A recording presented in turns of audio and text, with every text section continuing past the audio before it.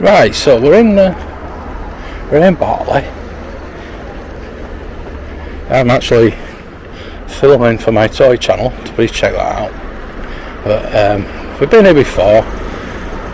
These bloody mills, look, fantastic mills, are even repurposed now. JT and J Taylor, established 1913, so that's pretty late. They might have bought that later on because it's from the 1700s where the mills started. We talked about showing you a Mungo on the channel before. What I want to do today, it's in between my toy hunts, is tell you about some local Batlians. Batlians, is that a word? So I'm just gonna find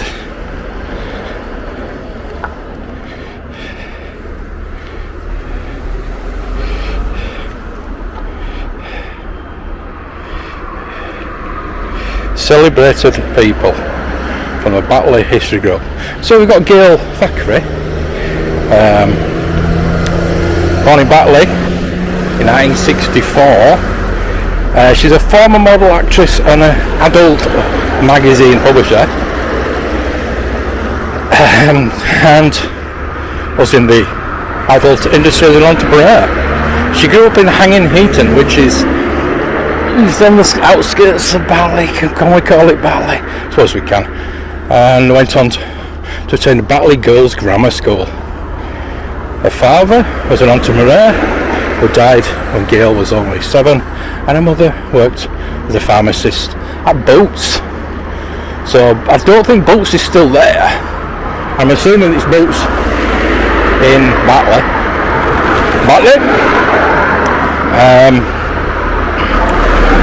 Just studying at Cambridge when her modelling career took off. I'm just going to give you a potted history because we've got a few local people that we can talk about, and I'm waiting for the traffic. If he can slow down and let me across. No, taxi, of course.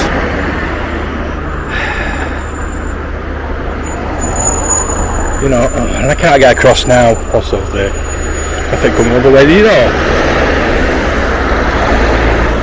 As a driver, you've got to look for potential. Anyway, we'll carry on from this. However, this very British lass will go on to become the porn queen of America. And I've not checked her out. I followed her YouTube channel and just to see how she talks now, and she's very, very broad Yorkshire, even though she lives in California. Very broad. She was married twice and had 3 daughters. In her 40s, she became a successful new age author and speaker. So that's mainly what her channel is, and it's pretty interesting. She still visits Batley each year and continues to live with her mum in the North East Hollywood Hills. Nice. The TV rights to her story have been sold, and plans have been finalised for her life to be serialised. So that's quite interesting. We've got quite a few people. I will just go through as we walk through to the next location with Jessica. So we've got James Corrigan, born in Filey.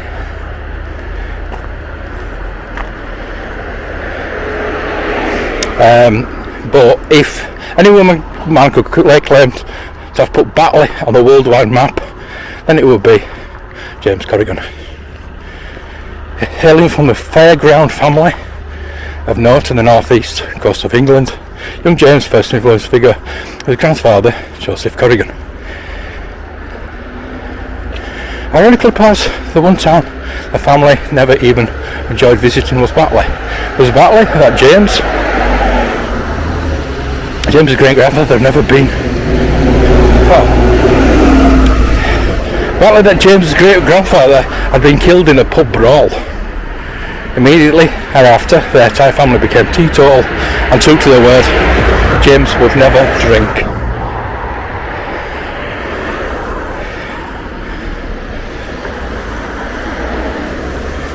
Gotta watch the road, sorry.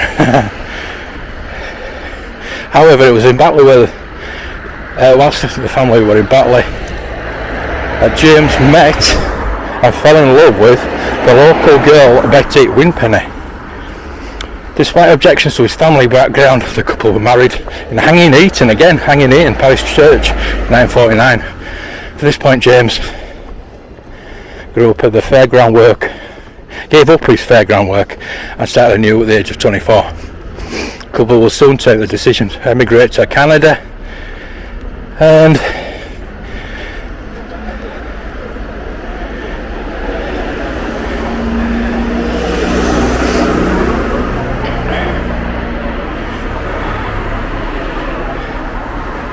he started his own window installation company, Lideco being the focus. It will soon become both James and Betty's attention. The current culture craze of bingo. James remembered his fairground days, the housey. James would give up the window business and rented the upstairs room at Batley Conservative Club, which is actually over there. We just gone down there. The couple called it Victoria Bingo.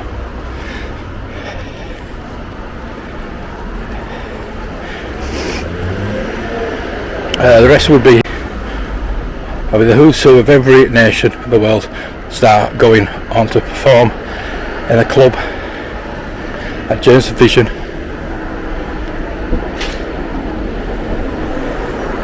Was a Batley Variety Club, which I think I'm going to do a full video on, so we'll be doing that more in depth. But that's a really interesting story that we need. I think I need to do a separate video on. Next up we have Robert Palmer. Yes, Robert Palmer. Robert Palmer was born in Batley in 1949, son of a naval intelligence officer stationed at the time in Malta. The family moved to Scarborough. Robert was less than a year old. At the age of 15, Robert joined his first band, the Mandrakes, while still a pupil at Scarborough High School.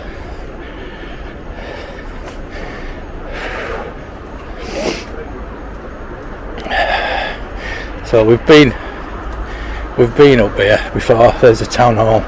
We'll go up, and that's the sum total of the market these days. It used to be all the way up here.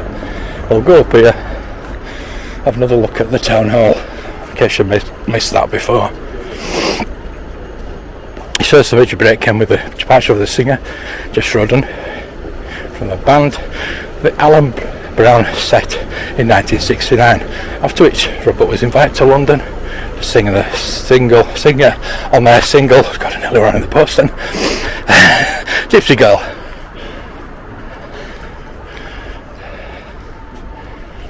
There's no benches. I want to sit down on a bench and talk about Robert Palmer, because look at that Cobble Street. Oh, telephone boxes. How cool is that? Let's look around here.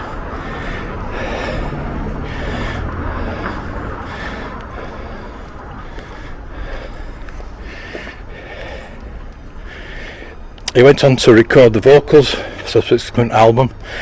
He already risen to the Northern clubs to become an elegant and sophisticated master of several styles. That's pretty cool up here. Look at that. The cobble road goes up the hill, so imagine that wall not being there. And it's been one of the main roads. We've got the stones there. That's pretty cool. See, that's the town hall. You can imagine, can't you?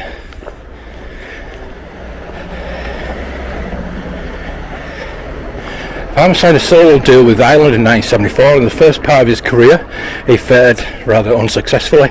Having relocated to Bahamas in 1978, his first major breakthrough came through with his song "Every Kind of People."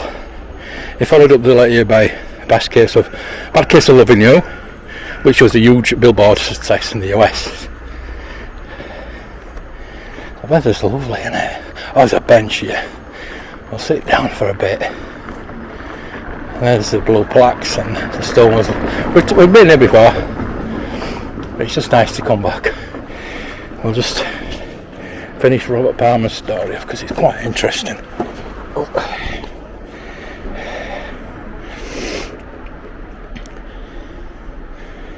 With the emergence of MTV in the 1980s, Robert went on to achieve huge global success, being notably with the standard Addicted to Love, famed as much perhaps of his accompanying video as the song itself.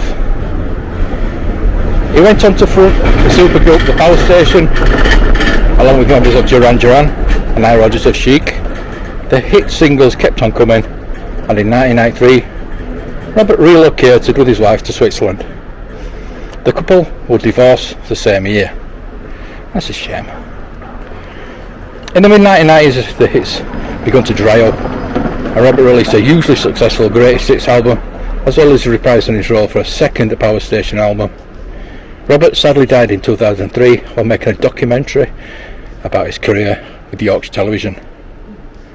He was survived by his parents, his son and his daughter, his brother Mark, and by his girlfriend. The likes of Duran Duran proclaimed his loss to be the huge one for the UK music industry. Yeah, it was. I remember.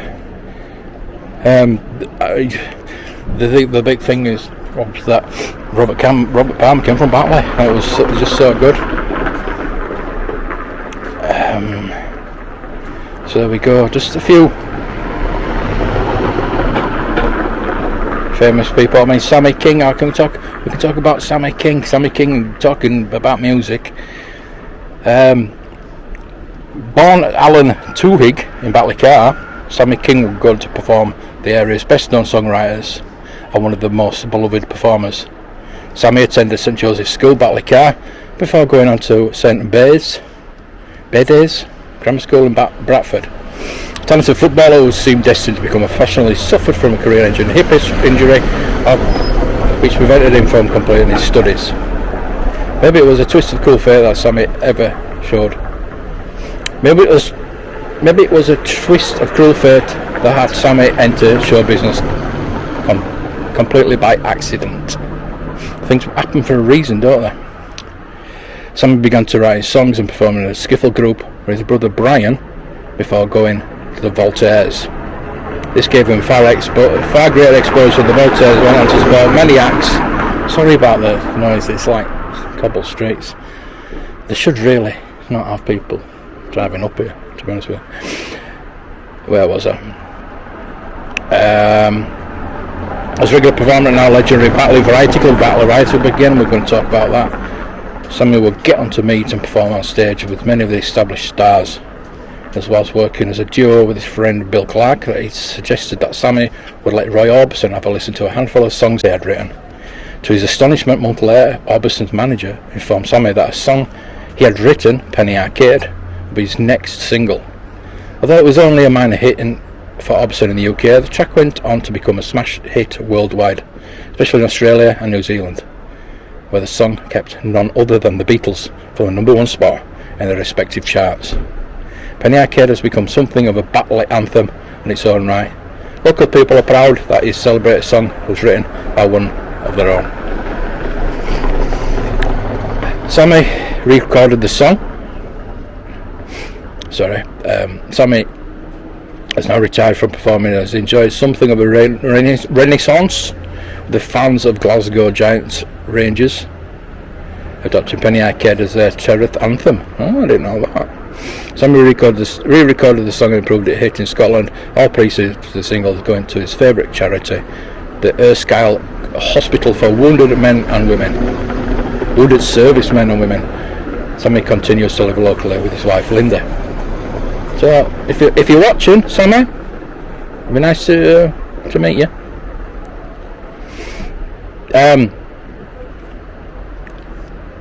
Next up we've got Lisa Wood, aka Tula Lotte.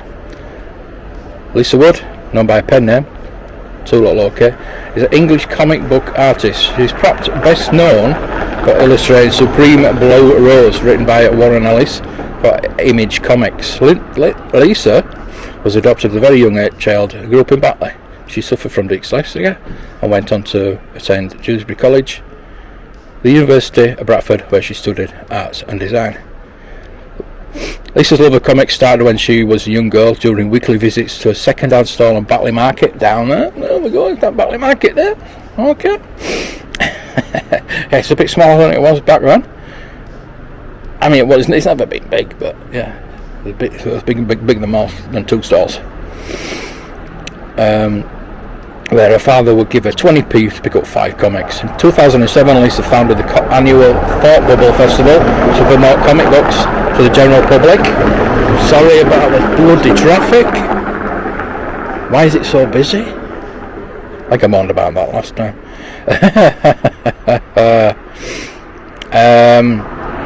Especially children with reading difficulties. She was on the British Comic Book and Artists Committee, but resigned in 2013 to pursue a full-time career as a comic book artist.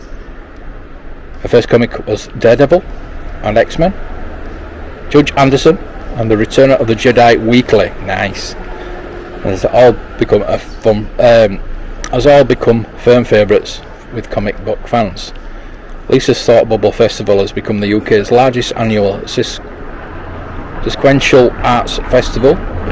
Events of the festival include free arts and writing based workshops for young people, talks by industry professionals and screening of sequential art films. Amongst the non-profit festival beneficiaries is Bernardo's, a charity that helped Lisa when she was adopted as a young child. Lisa has a mightily impressive roll call, renowned comic book distributors to her name. She has contributed to DC Vertigo Comics, Dynamic Entertainment, Image Comics, Marvel Comics, and has contributed cover art on the likes of Archie Comics, Boom Studios, Dark Horse Comics, and Valiant Comics. Her current project sees she working a long-time collaborator, Warren Ellis, is entitled Heartless. Lisa currently resides in Ilkley with her husband and their young daughter. Not far off. There we go. Have you celebrated people from Batley? We'll have a bit of a walk round now, but now we'll walk round. Reading and walking is a bit difficult with my little problem at the moment, so hope you bear with me as we walk down now to the market. They never know.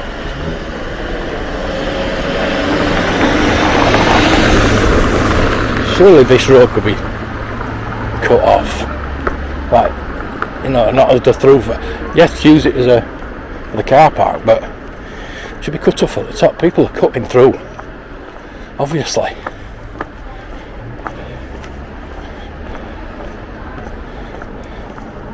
The wear and tear on the cobbles must be shocking. We've got a blue plaque over there. We'll have a look. I'll have a look at that and have a quick look at the carpets and bedding and stuff. I'm going to have a look at this blue plaque. Oh, that's the town hall. Sorry. Wow. So what's that then? Batley Borough Council met originally in the Wilton Arms public house that the council leased then bought the Mechanic Institute building. I need to look in the Mechanics Institute building because that's come up quite a bit. Adjacent to the marketplace, plans to build the elegant new town hall abandoned when the institute was badly damaged by fire. The council opted to restore the institute at a quarter of the cost of the new building, adding an extension to the house, the council chambers and mayor's parlour.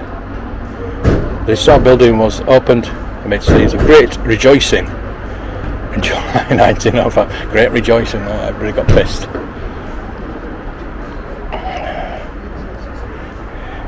Improvement scheme. Council Harold Sheldon, Mayor of Kirklees, 1994. Wow. There's Joe Cox's house there. So that looks like it could be. It's a church. It's got a blue plaque on. Can I go look at that? I think the gates are shut. I would like to go look at that plaque over there. I'll try and dig up some information on that. That looks like a very Masonic building. Very Masonic. 1869. But there we've got Joe Cox's house. Was murdered in Birstall, just a few miles away. The MP. Very sad. So that is the town now. So what the hell is that then? Is that the library? That's the library. God, Batley's got a better library than Dewsbury, unfortunately. And I really like Dewsbury or Kirklees to sort out putting the library back where it was. God, nearly bloody fell down then. Try not to get another. We're going to Scope here.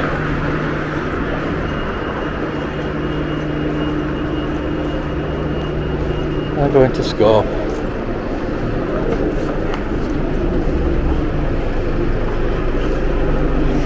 I'll walk down to look at Woolworths again. Now we're going to go down to the Woolworths. And well, that's what I thought. Even we'll get an idea.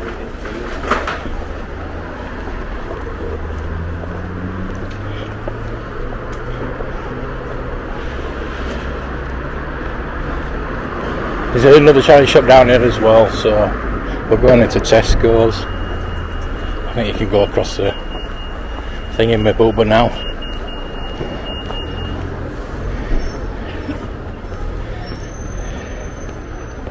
Yeah, it's nice. It turned out to be a really nice day actually. It's not raining, there's not many clouds in the sky. JBM Bargains.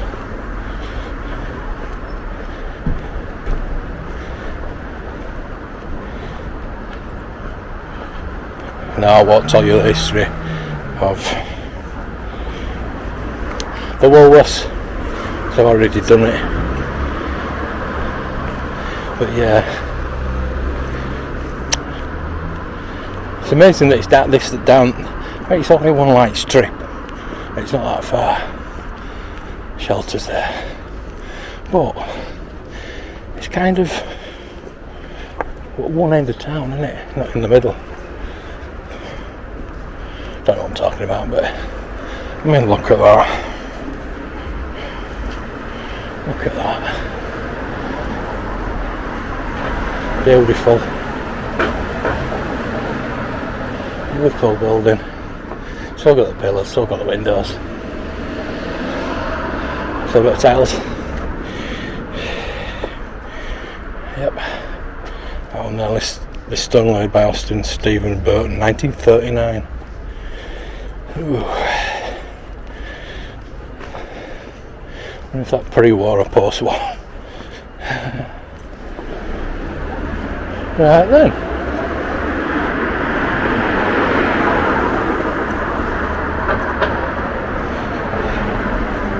Hopefully enjoyed that little look around Batley.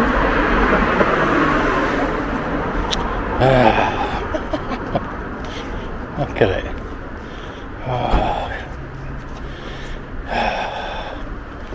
Imagine all the Star Wars figures that were in there. Anyway, I'm going to go into Tesco now and do a bit of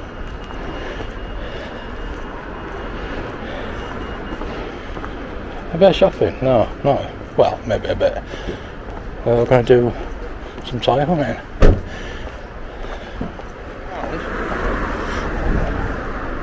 Probably won't be there when I come back, but we're going to go across here now. Store entrance. This was shut during COVID.